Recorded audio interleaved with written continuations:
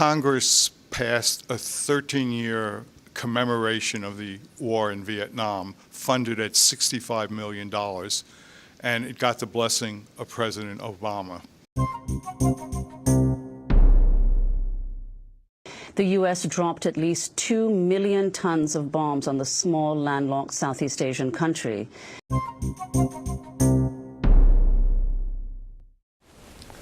Hello, my name is Stanley Heller. Welcome to The Struggle. The Struggle is shown on 23 cable stations from Vermont to New York City, on the internet at thestruggle.org, our YouTube channel, Struggle Video Media. On the program, more video from the Left Forum, beginning with Amy Goodman of Democracy Now!, giving tribute to Maya Angelou and others who died in the last year. Then we talk about Southeast Asia. Supposedly, the U.S. war against Vietnam ended in 1975, with the U.S. ambassador fleeing the country on a helicopter. But the war continues, first for the servants of the empire whose duty it is to rewrite history, to make it seem that there was some kind of victory there, to make Americans proud of their effort in Vietnam. The war also continues for the farmers and their children in Vietnam and Laos and Cambodia who suffer from chemicals that we doused on those countries, and to the bombs which continue to explode there to this day. We'll talk about Obama's outrageous effort to hold a 13-year celebration of the war in Vietnam, and to the news about Agent Orange victims, and to the people killed and maimed in the country of Laos. We begin at John Jay College in Manhattan. Let's remember some of the people who've passed just in the last weeks, starting with Maya Angelou. Now, the media certainly has been talking about her significance, her poetry, her prose, her activism, but the brave activism she engaged in for decades is not told as much. She entered the mainstream consciousness with the inaugural poem for President Clinton's inauguration. But there she was when Lumumba was assassinated, as Sonia Sanchez told it on Democracy Now!, scaling a wall here in New York in protest. She stood up for Fidel Castro and the Cuban Revolution. She was with Malcolm X, helping him to organize the Organization of Afro-American Unity, and with Martin Luther King.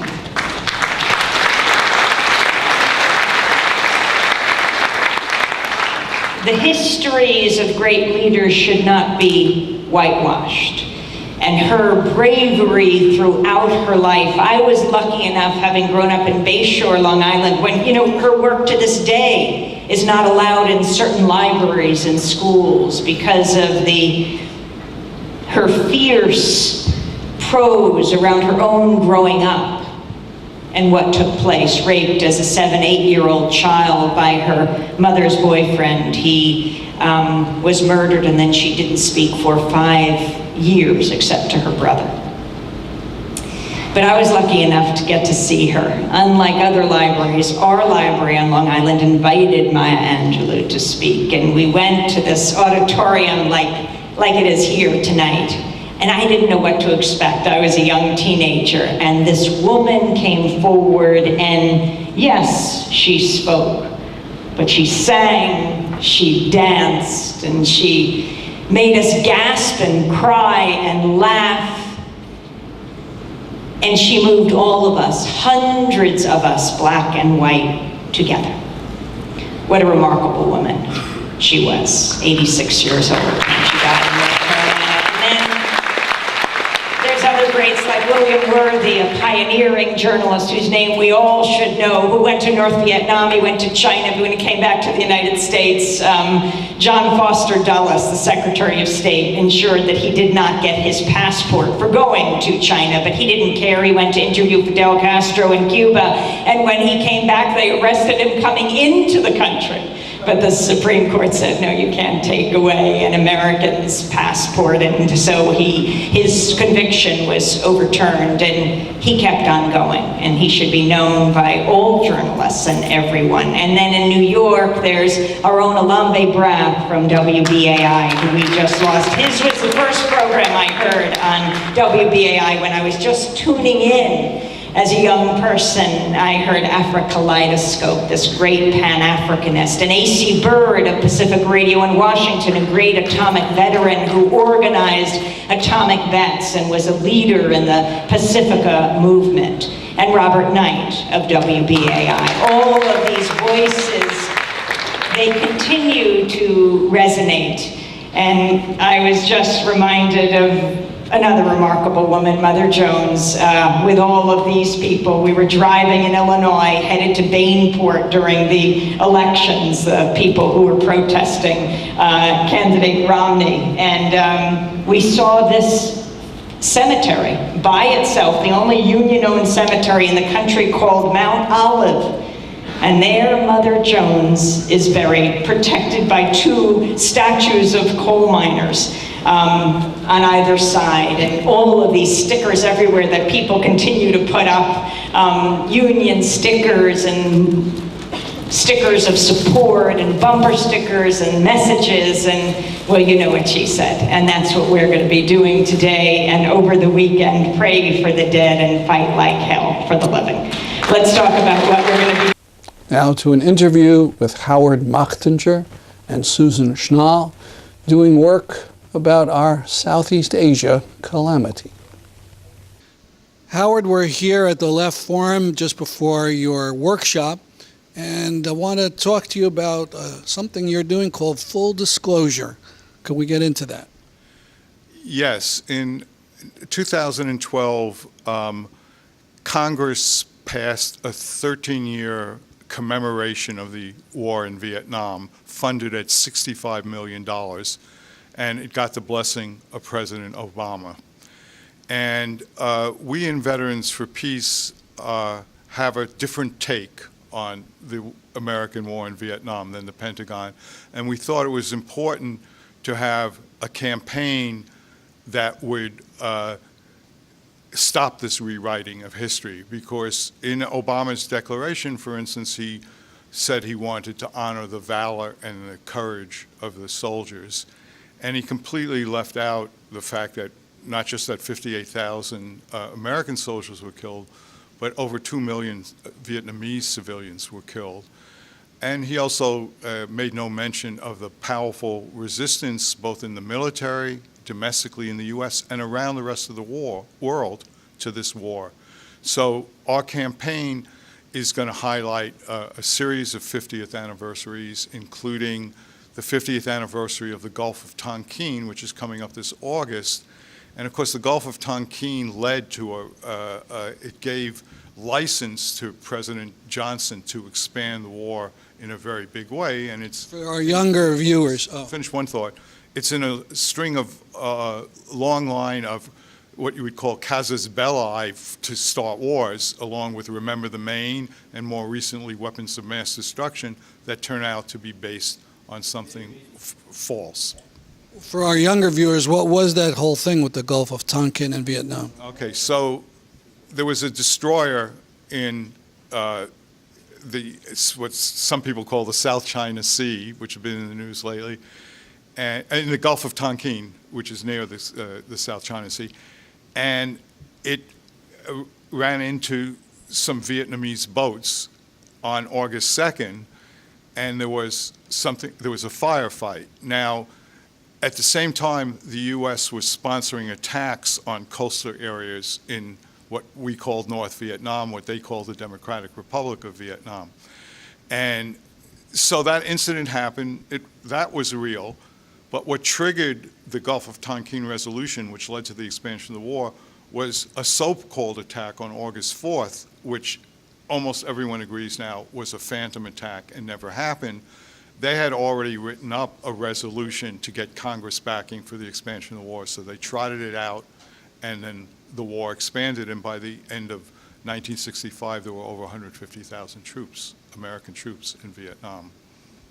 Now you talk about rewriting. So, I mean, there was a narrative at the time. The United States was going to the defense of the brave South Vietnam Republic against communism, and then you feel that more of the truth got out, and now they're trying to go back to the older view. Yeah, even the narrative at the time they offered, sometimes it was the Russians sponsoring it, sometimes it was the Chinese sponsoring it. They didn't look at it as an anti-colonial struggle by the people of Vietnam. And then what came out in the course of resistance to the war was actually that the Vietnamese were not just some communist demons, but were full human beings. And they certainly had a right to life, but also their capacity to resist America. Because when I was coming up, we always heard that America had never lost a war. And now America has never come to terms with the fact that they lost this war. Now, during those years, what were you doing? Were you in the military? I wasn't in the military. Susan, on my side, was in the military. I was an anti-war activist. So that's a lot of what I was doing. So $65 million for the Pentagon to spin the war. Have they started some commemorations? Yeah, they have a website. Our website is www.vietnamfulldisclosure.org. And you can we have a link to their website. They actually don't have a link to our website. And you can find what events they've done. The biggest one they've done so far was at the Texas State Fair. But I just noticed when I checked their website the other day, they're doing something at the North Carolina Zoo. And so they have a series of events, and they have partner organizations.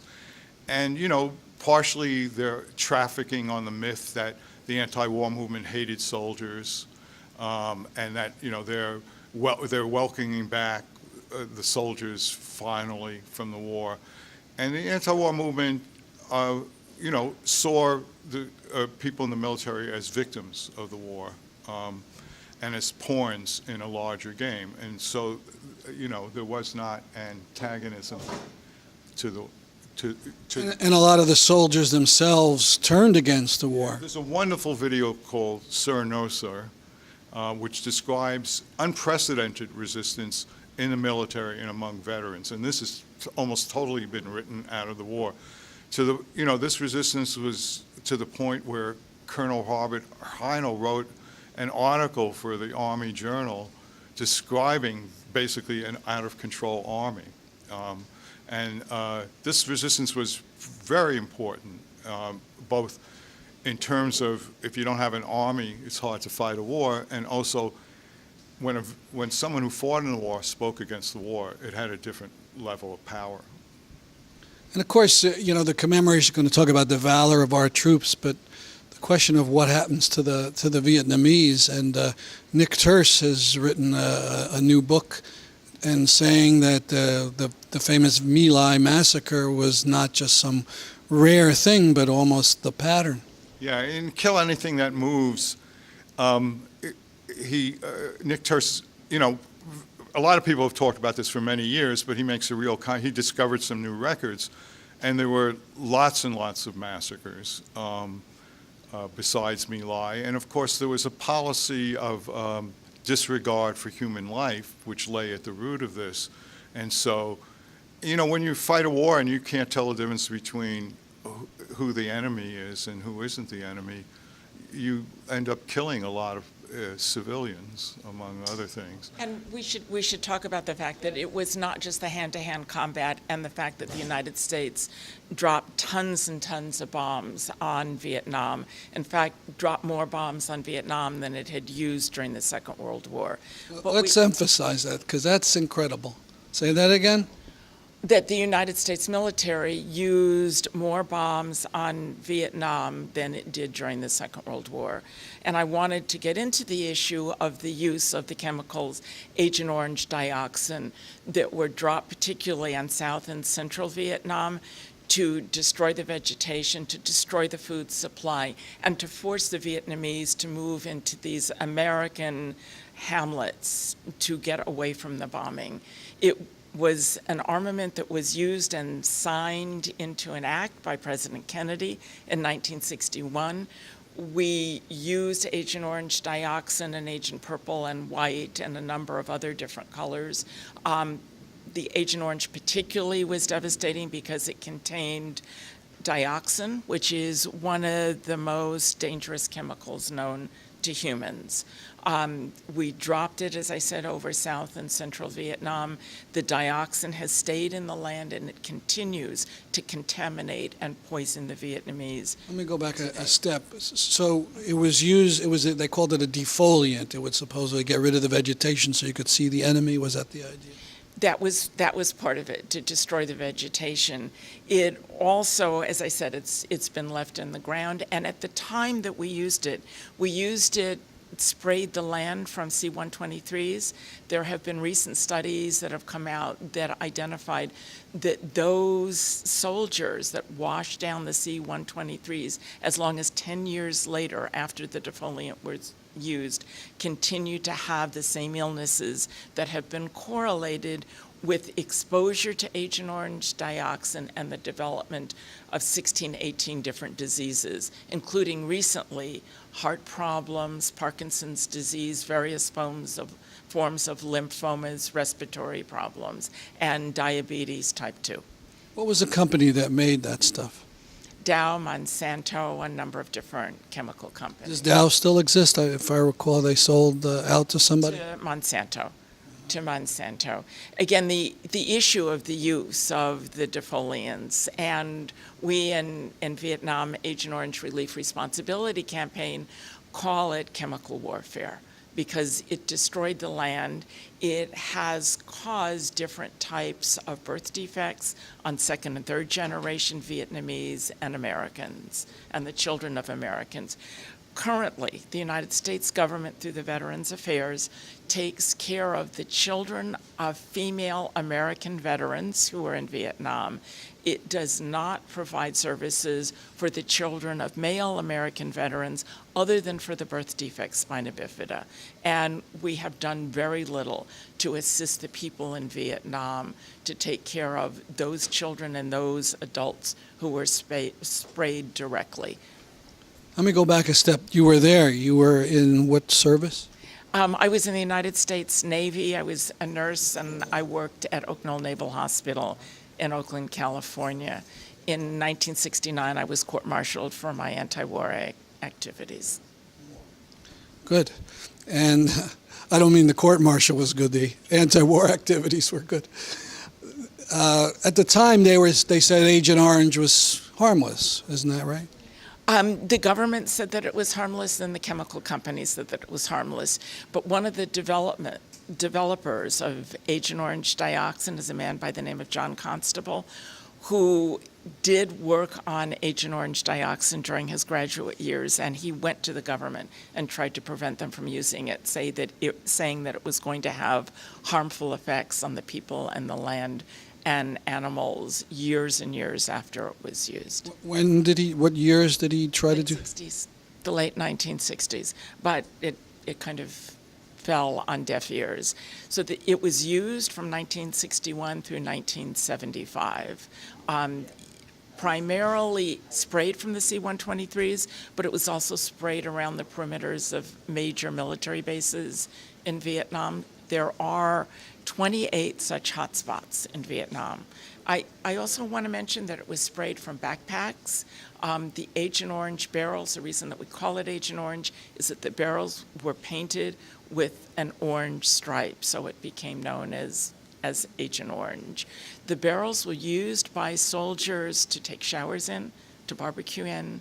The Agent Orange dioxin went into the rivers as well as the land, so it contaminated huge parts of Vietnam.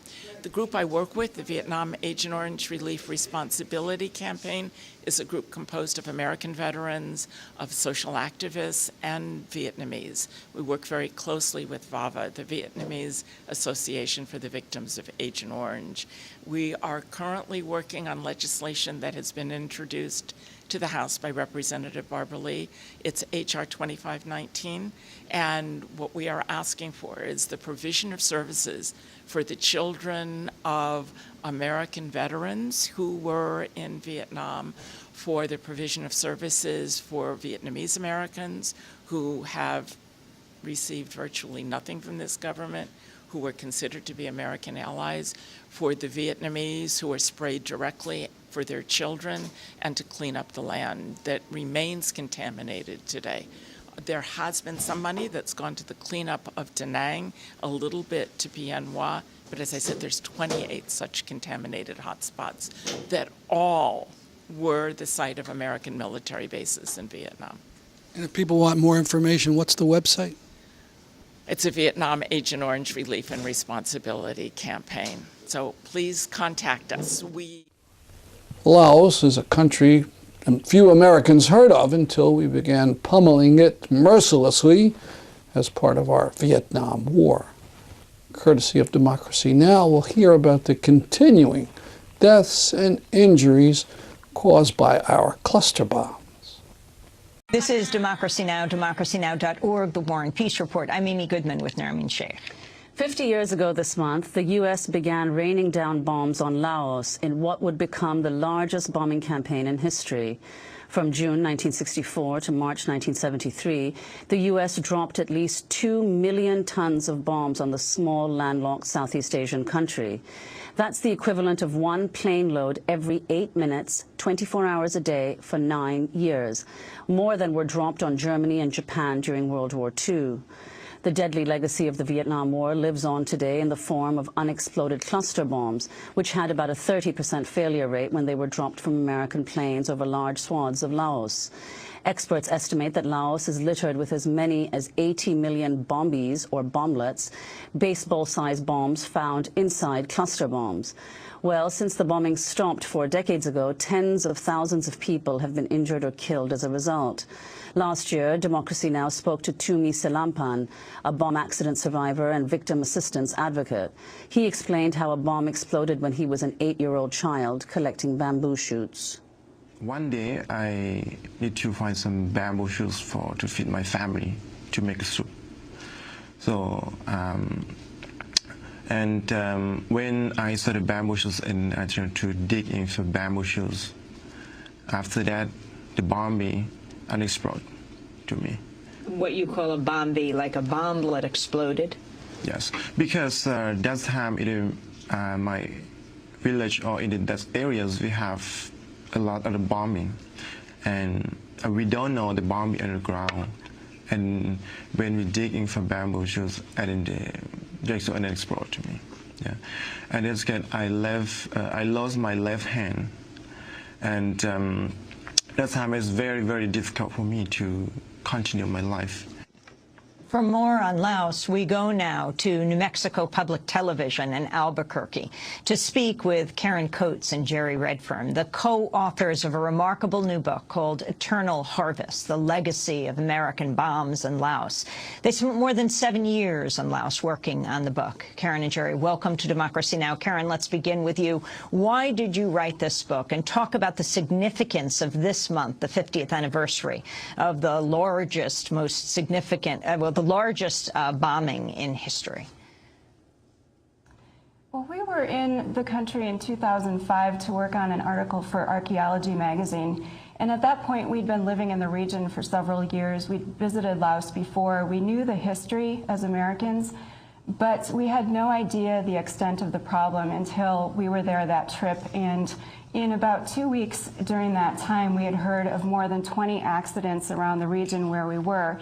And we sort of looked at each other and said, this is a much bigger problem than we realized. And one day we went to a local hospital and encountered a 10-year-old boy who had been in his farm field digging when he hit something, most likely a bombie, which blew up in his face. And we saw him, we interviewed his mother, and she said, we know the problem, but what can my family do? Because we have to farm, we have to dig, we have to go to the field, and we know it's dangerous, but we're risking our lives every time we do. And so that's when Jerry and I said to each other, we need to do something much bigger than an article. We need to investigate this. And how did you, Jerry, perhaps you could answer this, how did you go about conducting your research? How many people, survivors, did you speak with for your book? The reporting that we did was essentially grassroots reporting. We did it by traveling throughout the country from north to south and east to west, just going from village to village and asking people, do you have a bomb problem? Have you had problems with bomb accidents? I can't begin to guess how many people we talked to, hundreds upon hundreds, from way up near the Chinese border in the north to down close to the Cambodian border in the south, all along the Vietnamese border on the east, and along the Thai border in the west as well. Sort of the way that we began or followed up on the reporting is the United States actually kept track of most of the bombing raids that were conducted. And in around 2000, the Clinton administration gave this bombing data to the Lao government, the Cambodian government, and the Vietnamese government, since we bombed those countries as well, to help them clear up this UXO after the fact. And the Lao government, with help from other aid groups, put together a series of maps showing the places in the country that had been most heavily bombed. And we essentially took those bombing maps and went to the areas of highest concentration and just asked people what sort of problems they had. The al-Sisi dictatorship in Egypt not only killed thousands of Muslim Brotherhood supporters during its coup, and not only is planning to execute hundreds more, but also gave long prison sentences to members of the Al Jazeera journalist staff and others. In protest, the BBC newsroom in London staged an on-air silent protest. And in solidarity, instead of our usual goodbye,